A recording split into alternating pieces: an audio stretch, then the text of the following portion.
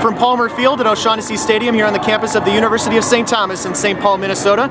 St. Thomas football advances to Salem for the first time, defeating Wisconsin-Oshkosh here in the national semifinals 28-14.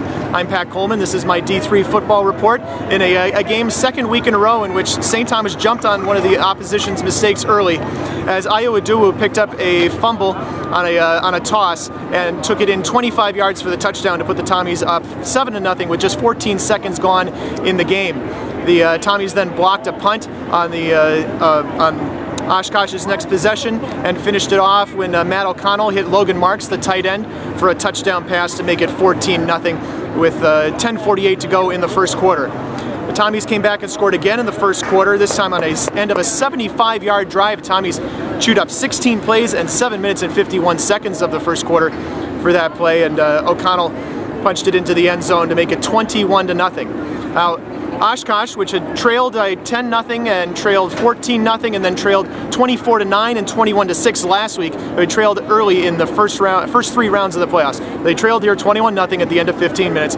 They came back and scored on a 92-yard drive as Corey Whipperforth took a 77-yard pass into the end zone for a touchdown. Nate Wera hit him about 20-30 yards deep.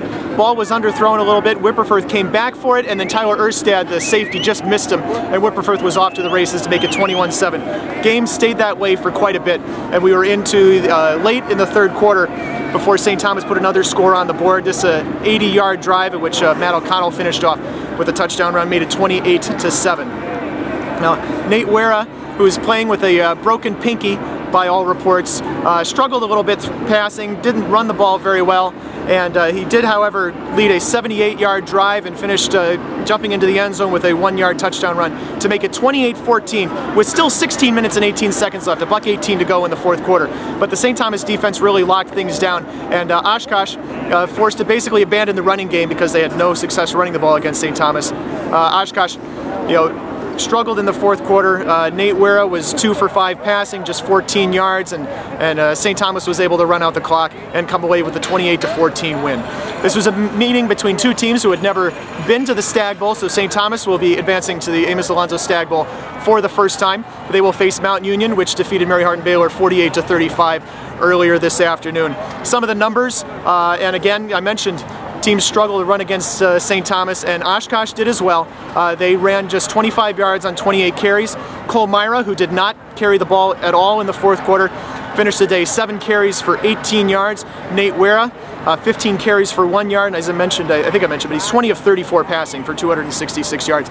Oshkosh with just 291 yards of total offense on the afternoon. Now St. Thomas with just 347 yards of offense themselves, but they had the 2 short scoring drives, one in which the offense never got on the field, and the other a 6-play 24-yard drive. That's the one that put them up 14-0. St. Thomas led on the ground by Brenton Braddock. He had 30 carries for 117 yards. Matt O'Connell, 24 carries for 59 yards and 2 touchdowns. He was also 14 of 23 passing on the afternoon. Dan Ferrazzo, his big target, 6 for 63. Logan Marks, the tight end who caught the touchdown, he was 5 catches for 37 yards.